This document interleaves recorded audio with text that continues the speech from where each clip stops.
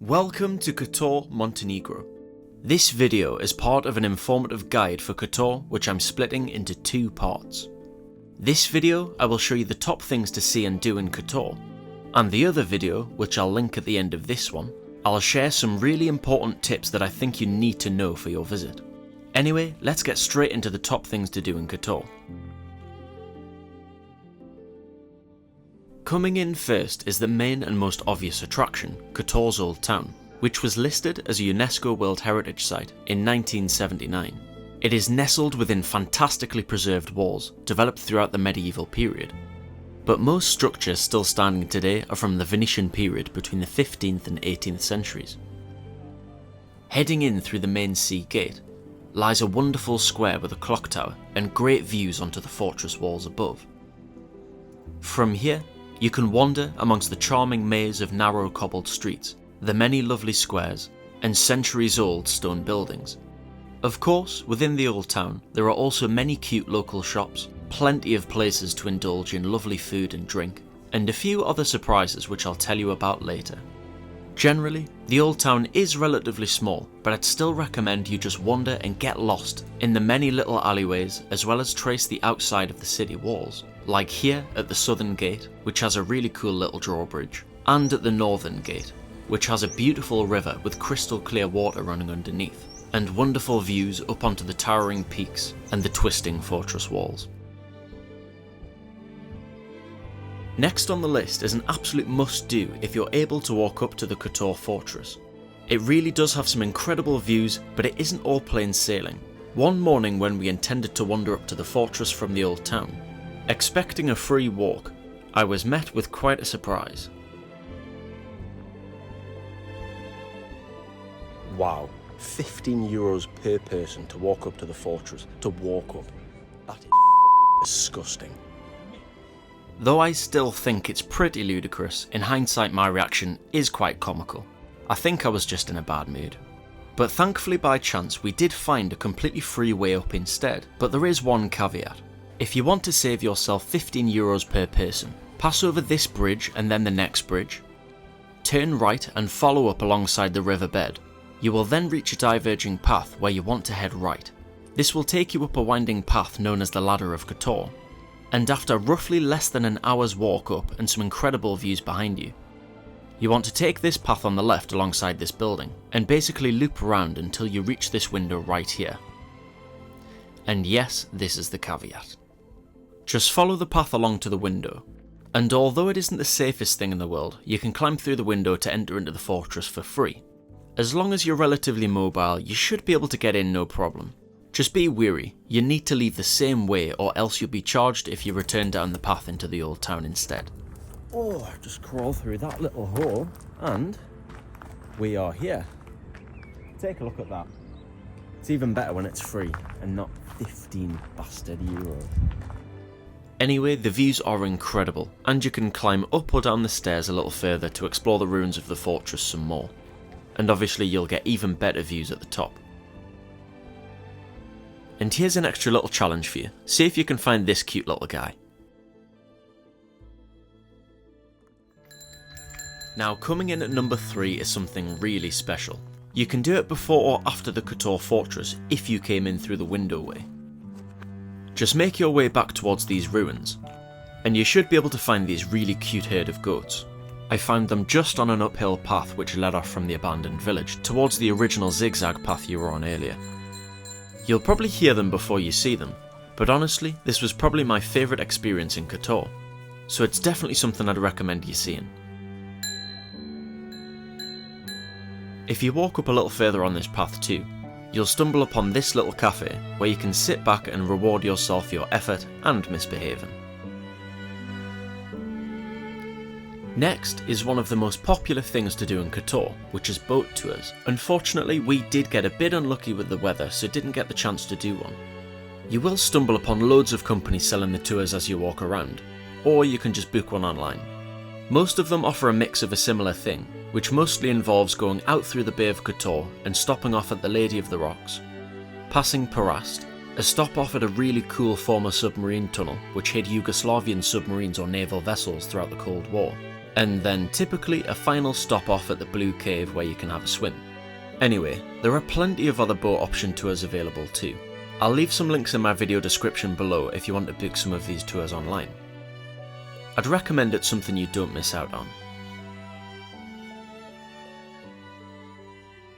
Carrying on, at number 6 is something we wished we'd found sooner than our last evening.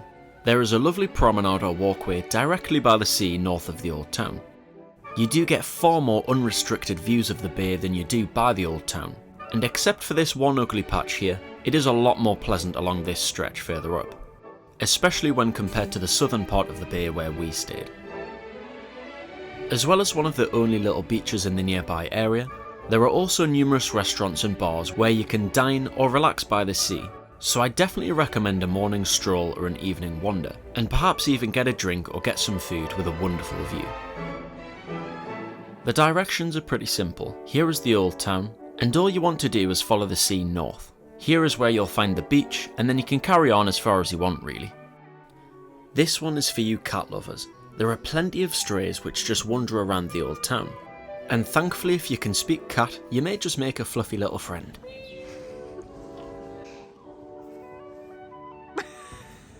Never mind. Anyway, there is a cat museum which is only €1. It seems as though it's pretty small, but just seems like a fun little way to fill in some time. Or you can just see loads of the cats which hang around in this little courtyard just inside the north entrance of the Old Town. So if you want to meet them all, here's the best place to head.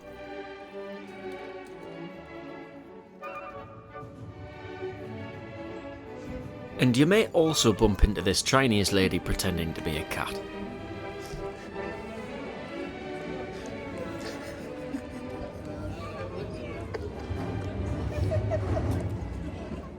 And now, perhaps the most exciting of all things to do in Kotor is a double act which again, we unfortunately couldn't do because we were just out of season.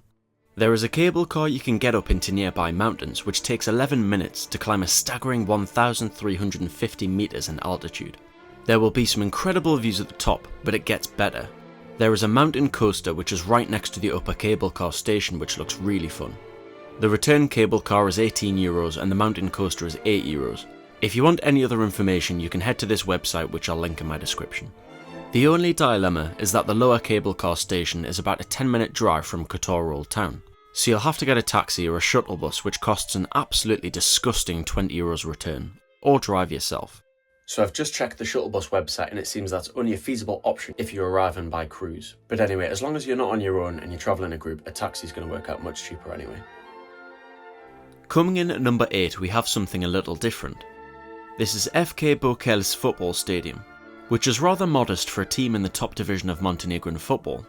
But the surrounding peaks are pretty cool, and if you look up the fixtures on Google, you may just be lucky enough to watch a match from the perimeter of the stadium.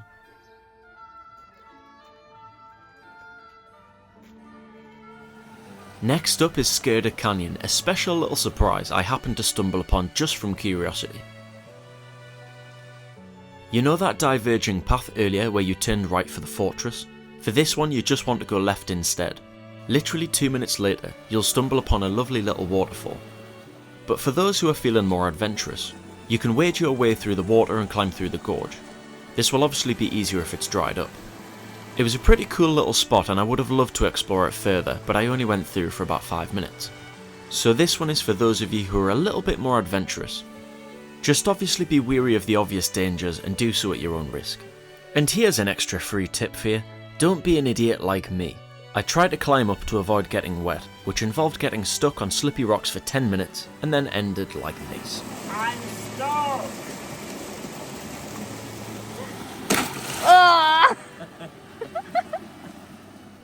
And just before our final thing to do, we have a quick stop off at the Maritime Museum, which is located right in the Old Town. If you're interested in learning more about the naval history or general history of Kotor, here's the place to go. It's got really good reviews on Google and for €5 or so it seems a pretty good way to fill your time in. And now finally, if you're staying in Kotor for a while, there are plenty of other lovely places you may want to visit on a day trip. Some options could be the beautiful city of Dubrovnik in Croatia, which is around 2 hours by bus. Other options could be Budva, which is another wonderful Montenegrin coastal town, which is only about 45 minutes away. Parast, which is just on the other side of the bay, which does look pretty scenic and obviously has great views throughout the bay. And finally, perhaps you could do something like a day tour of Montenegro's highlights. It seems there are plenty of options, and honestly some of them look stunning and they've got plenty of good reviews. Again, I'll leave some links down in my description below of some day tours you might be interested in. Alright, well I hope you found this video helpful. I apologise if it was a little bit too heavy. I've tried to be very detailed with my explanations and descriptions of how to get to places and the sort of information you need to know. But anyway, I'd strongly recommend you go and watch part 2 of this video, which is here. I'll basically tell you loads of things that I wish I knew before visiting Kotor and things that I think you should know before you visit too. It'll include loads of handy tips, some general advice and some mistakes that we made that you won't if you watch the video. And before you go, I'll shift along. I'm going to leave my European destinations playlist there. I've got loads of vlogs and loads of guide videos like this. Big one. Adios.